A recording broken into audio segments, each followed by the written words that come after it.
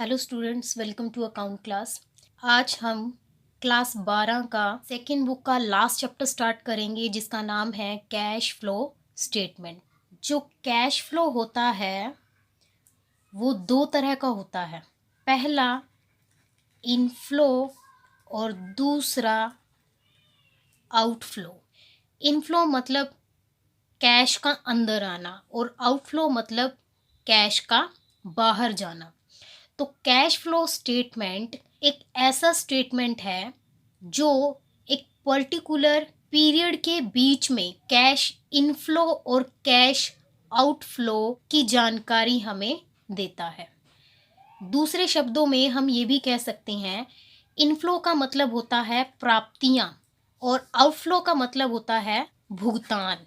तो cash flow statement एक ऐसा विवरण है जो कैश प्राप्तियों और कैश में किए गए भुगतानों के बारे में हमें जानकारी देता है। कैश फ्लो स्टेटमेंट एक ऐसा विवरण है जो एक पर्टिकुलर पीरियड के बीच में हुई नकद प्राप्तियों और नकद भुगतान के बारे में हमें जानकारी देता है।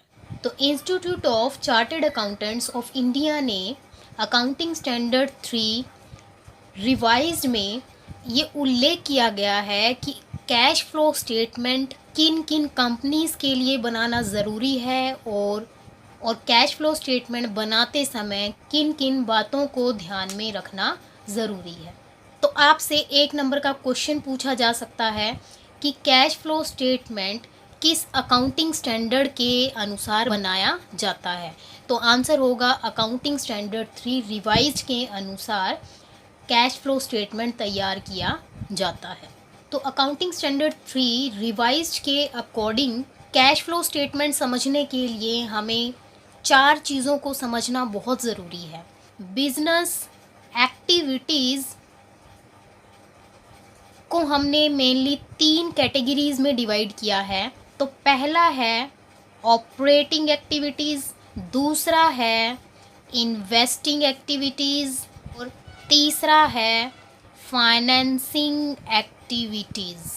तो उन चारों में से 3 चीज़ें तो ये हैं, ऑपरेटिंग एक्टिविटीज़, इन्वेस्टिंग एक्टिविटीज़ और फाइनेंसिंग एक्टिविटीज़। चौथी चीज़ है कैश एंड कैश इक्विवेलेंट। तो कैश फ्लो स्टेटमेंट मेनली इन 4 चीज़ों के ऊपर आधारित होता है। अगर हमें ये 4 चीज़ें अच्छे से समझ में आ जाती है तो कैश फ्लो स्टेटमेंट चैप्टर आपके लिए बहुत आसान हो जाएगा। तो बारी बारी से इन चारों चीज़ों को समझने की कोशिश करते हैं। तो सबसे पहले हम करते हैं कैश एंड कैश इक्विवेलेंट को। जैसे कि नाम से ही पता चल रहा है, cash and cash equivalent. Equivalent मतलब जो कैश के बराबर होता है। तो कैश एंड कैश इक्विवेलेंट में उन सारी चीज़ों को हम काउंट करेंगे जो या तो कैश है या जो कैश के इक्वल है। ऐसी कौन कौन सी चीज़ें हैं जो कैश के इक्वल होता है? तो सबसे पहला कैश इन हैंड,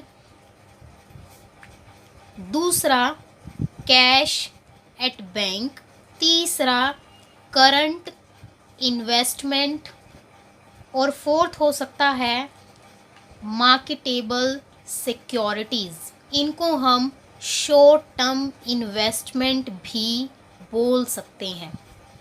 फिफ्थ होता है चेक्स ड्राफ्ट्स ऑन डिमांड। ये कुछ ऐसी चीज़ें हैं जो कैश और कैश इक्विवेलेंट होता है। कैश इन हैंड जो हमारे पास बैंक बैलेंस है, करंट इन्वेस्टमेंट है, मार्केटेबल सिक्योरिटीज़ है, चेक ड्राफ्ट्स ऑन डिमांड। इन चीज़ों को हम बहुत कम टाइम में कैश में कन्वर्ट कर सकते हैं। उनको हम काउंट करते हैं कैश एंड कैश इक्विवेलेंट में। अब हम बिजनेस एक्टिविटीज़ को समझने की कोशिश करते हैं। बिजनेस में जितनी भी एक्टिविटीज़ होती हैं उन सारी एक्टिविटीज़ को हमने 3 भागों में डिवाइड कर लिया है। पहला ऑपरेटिंग एक्टिविटीज़, दूसरा इन्वेस्टिंग एक्टिविटीज़ और तीसरा फाइनेंसिंग एक्टिविटीज़। हमारा जो कैश फ्लो स्टेटमेंट है वो पूरा का पूरा इन 3 एक्टिविटीज़ के ऊपर आधारित है। अगर हम इन तीनों को अच्छे से समझ लेते हैं तो कैश फ्लो स्टेटमेंट बहुत ही आसान हो जाता है। तो सबसे पहले करते हैं ऑपरेटिंग एक्टिविटीज़।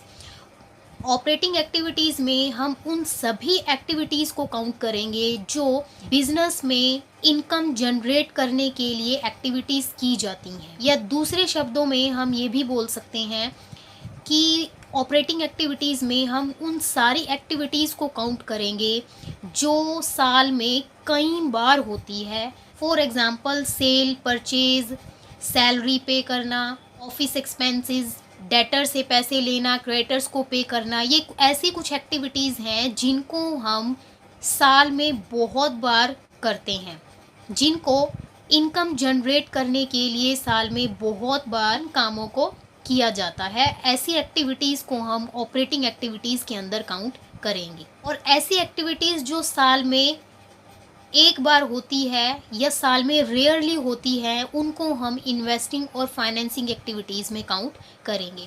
फ़िलहाल हम ऑपरेटिंग एक्टिविटीज़ पर फोकस करते हैं। ऑपरेटिंग एक्टिविटीज़ से कैश फ्लो दो तरह का होता है। पहला कैश इनफ्लो और दूसरा कैश आउटफ्लो। कैश इनफ्लो मतलब बिजनेस में कैश का आना, और कैश आउटफ्लो मतलब बिजनेस से कैश का फ्लो बाहर चले जाना, यानी कि भुगतान कर देना। तो ऐसी कौन कौन सी एक्टिविटीज़ हैं जो हम साल में बार बार करते हैं और जिनसे कैश अंदर आता है। फॉर एग्ज़ाम्पल कैश सेल, हम सेल बार बार करते हैं जिसकी वजह से कैश अंदर आता है। फीस, कमीशन, रॉयल्टी रिसीव करते हैं, और फीस, कमीशन, रिसीव भी हम साल में कई बार रिसीव करते हैं, जिसके कारण कैश इनफ्लो होता है। कैश रिसीव्ड फ्रॉम डेटर्स और बिल रिसीवेबल्स। तो डेटर्स और बिल रिसीवेबल पर भी हमें कैश साल में बहुत बार रिसीव होता है, तो इसको भी हम कैश इनफ्लो के अंदर काउंट करेंगे। ऐसे ही कैश आउटफ्लो पे आते हैं। कैश आउटफ्लो में हम उन एक्टिविटीज़ को काउंट करेंगे जिससे कैश बिजनेस से बाहर की तरफ हो रहा है, और जो एक्टिविटीज़ बार बार परफॉर्म की जाती है, जैसे कि कैश परचेजेस। हम बार बार कैश परचेजेस करते हैं जिसकी वजह से कैश बाहर जा रहा है। हम कैश बार बार क्रेडिटर्स को पे करते हैं। बिल्स पेबल हम बार बार पे करते हैं जिससे कि कैश आउटफ्लो होता है। हम salary, wages, commission, office expenses, ये कुछ ऐसे एक्सपेंसेस हैं जिनका फ़्लो बाहर की तरफ होता है और जिनकी पेमेंट हमें बिज़नेस को रन करने के लिए साल में कई बार पे करनी पड़ती है। तो ये कुछ ऐसी एक्टिविटीज़ है जिनको हम साल में कई बार परफॉर्म करते हैं इनकम को जनरेट करने के लिए। तो ऐसी एक्टिविटीज़ जो हम साल में कई बार परफॉर्म करते हैं इनकम जनरेट करने के लिए, उनको हम ऑपरेटिंग एक्टिविटीज़ में काउंट करेंगे। हमारी दूसरी एक्टिविटी है इन्वेस्टिंग एक्टिविटी। इन्वेस्टिंग एक्टिविटी, जैसे कि नाम से ही पता चल रहा है, ऐसी एक्टिविटीज़ जो इन्वेस्ट करने से रिलेटेड होता है। तो बिजनेस अपना पैसा किन किन चीज़ों में इन्वेस्ट करता है, वो फिक्स्ड एसेट खरीद लेता है, जैसे कि मशीन, ज़मीन, बिल्डिंग, इन चीज़ों में अपना पैसा इन्वेस्ट करता है। कई बार बिजनेस अपना पैसा शेयर्स में, डिबेंचर्स में भी इन्वेस्ट करता है। वो सभी एक्टिविटीज़ जिनमें बिजनेस अपना पैसा इन्वेस्ट करता है, वो सारी एक्टिविटीज़ हम इन्वेस्टिंग एक्टिविटीज़ में काउंट करेंगे। इन चीज़ों में जो पैसा लगता है वो एक मोटी रकम होती है, तो इसीलिए ऐसी एक्टिविटीज़ हम बार बार नहीं करते हैं। ऐसी एक्टिविटीज़ हम साल में एक बार, 2 साल में एक बार, 3 साल में एक बार परफॉर्म करते हैं।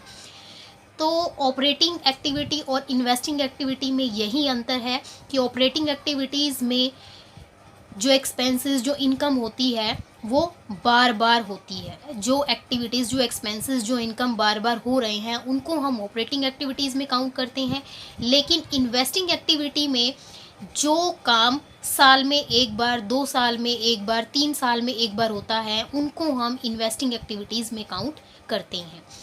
अब इन्वेस्टिंग एक्टिविटीज़ में भी वही दो चीज़ें आती है, कैश इनफ्लो वो एक्टिविटीज़ जिससे बिजनेस में कैश अंदर आता है, और कैश आउटफ्लो वो एक्टिविटीज़ जिससे बिजनेस का पैसा बाहर की तरफ आता है।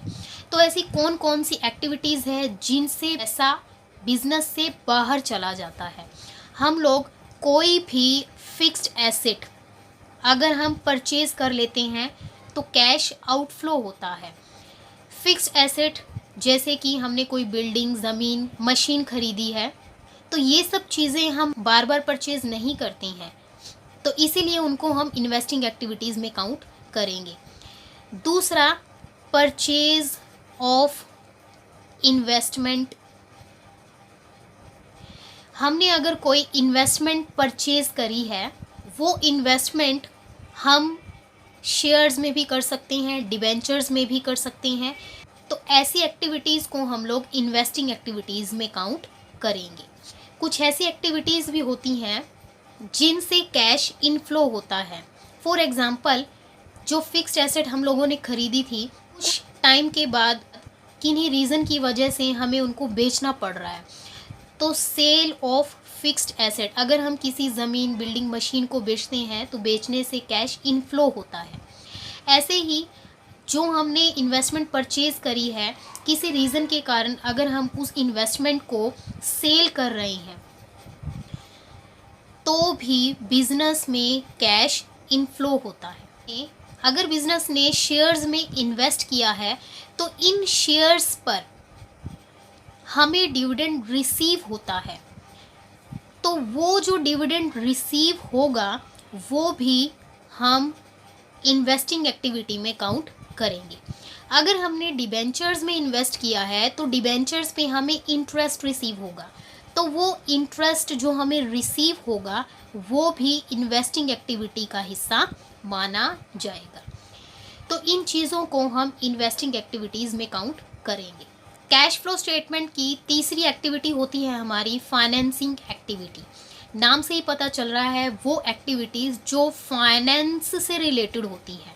अब बिजनेस में फाइनेंस किन किन सोर्सेज से आता है? मेनली 3 सोर्सेज होते हैं, शेयर कैपिटल फर्स्ट, और दूसरा होता है डेब्ट। हमें पता है कि शेयर कैपिटल 2 तरह की होती है, equity share capital and preference share capital. ऐसे ही डेब्ट भी 2 तरह का होता है, लॉन्ग टर्म डेब्ट एंड शॉर्ट टर्म डेब्ट। तो ये 2 सोर्सेज होते हैं जिनके कारण बिजनेस में फाइनेंस आता है। तो बिजनेस की वो सभी एक्टिविटीज़ जो इनसे संबंधित होती है, इन दोनों से संबंधित होती है, वो सारी एक्टिविटीज़ फाइनेंसिंग एक्टिविटीज़ में हम लोग काउंट करेंगे। अब जैसे ऑपरेटिंग और इन्वेस्टिंग एक्टिविटीज़ में भी कैश इनफ्लो और आउटफ्लो होता है, वैसे ही फाइनेंसिंग एक्टिविटी में भी इनफ्लो और आउटफ्लो होता है। तो इनफ्लो यानी कि बिजनेस के अंदर पैसा आना। तो ऐसी कौन कौन सी एक्टिविटीज़ हैं जिसकी वजह से बिजनेस में पैसा अंदर आता है? Issue of shares, issue of debentures, हमने कोई शेयर्स इशू करे हैं, हमने कोई डिबेंचर्स इशू करे हैं, हमने कोई लॉन्ग टर्म लोन लिया है, या हमने कोई शॉर्ट टर्म लोन लिया है। यही रीज़न्स होते हैं जिनकी वजह से बिजनेस में कैश का इनफ्लो होता है। आउटफ्लो में क्या क्या आएंगी? अगर हमने किन्हीं प्रेफरेंस शेयर्स को रिडीम किया है, या दूसरा डिबेंचर्स को रिडीम किया है, या हमने कोई लॉन्ग टर्म लोन को पे किया है, या हमने कोई शॉर्ट टर्म लोन को रीपे किया है, जैसे कि बैंक ओवरड्राफ्ट एक्सेट्रा। तो इन सारी चीज़ों के कारण बिजनेस में आउटफ्लो होता है। इन सब के अलावा हमने शेयर्स इशू करे हैं, तो जिन लोगों ने हमारे बिजनेस में इन्वेस्ट किया है उन लोगों को हम लोग डिविडेंड पे करते हैं, हम लोग उनको डिविडेंड पे करते हैं, तो पे करने से आउटफ्लो हो रहा है, तो इसीलिए इनको भी हम आउटफ्लो के अंदर काउंट करेंगे। ऐसे ही जो हमारे बिजनेस के डिबेंचर होल्डर्स हैं, उन लोगों को हम इंटरेस्ट पे करते हैं, तो जब इंटरेस्ट पे करेंगे तो भी बिजनेस का पैसा आउटफ्लो होगा और इनको भी हम फाइनेंसिंग एक्टिविटीज़ में आउटफ्लो में काउंट करेंगे। तो ये सभी चीज़ें आएंगी फाइनेंसिंग एक्टिविटीज़ में। तो कैश फ्लो स्टेटमेंट के इस पहले वीडियो में हमने बिजनेस एक्टिविटीज़ के बारे में पढ़ा कि 3 तरह की होती हैं: operating activities, investing activities and financing activities. आगे आने वाली वीडियोस में हम इन्हीं एक्टिविटीज़ को एग्जाम्पल की हेल्प से और क्लियर करने की कोशिश करेंगे।